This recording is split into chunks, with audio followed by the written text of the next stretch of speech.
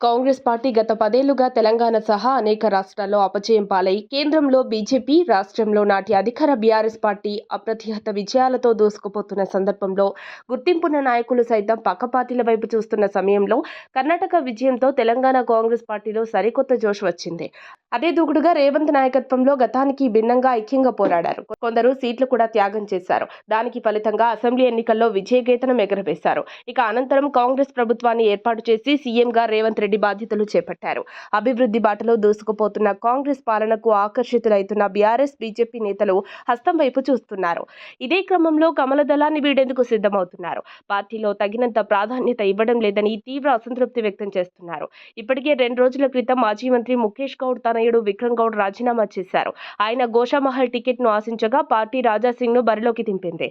Party line కు అనుగుణంగా రాజాసింగ్ గెలుపునకు కృషి చేసినా తనకు ప్రయారిటీ ఇవ్వలేదని ఆయన బీజేపీకి బై చెప్పేశారు. ఇప్పుడు అదే బాటలో సినీ నటి జయసుధతో పాటు మరో ఒకరిద్దరు కూడా పార్టీని వీడే యోచనలో ఉన్నట్లు సమాచారం. ఇప్పటికే జయసుధతో విజయశాంతి చర్చలు జరిపినట్లు ప్రచారం జరుగుతోంది.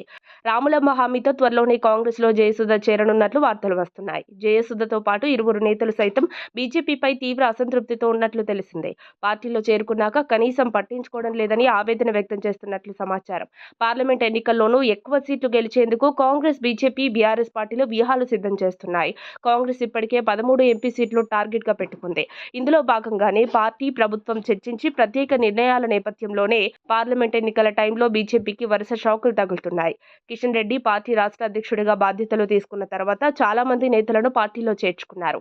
అయితే పార్టీలో చేర్చుకోవడం తప్పితే ఇప్పటి వరకు ఎలాంటి ప్రాధాన్యత ఇవ్వడం లేదని ఆ నేతలు ఆరోపణలు చేస్తున్నట్లు తెలిసిందే. దీంతో పార్లమెంట్ ఎన్నికల్లో అధిక సీట్లు గెలవాలనుకుంటున్న బీజేపీకి షాక్ తగిలినట్లయింది.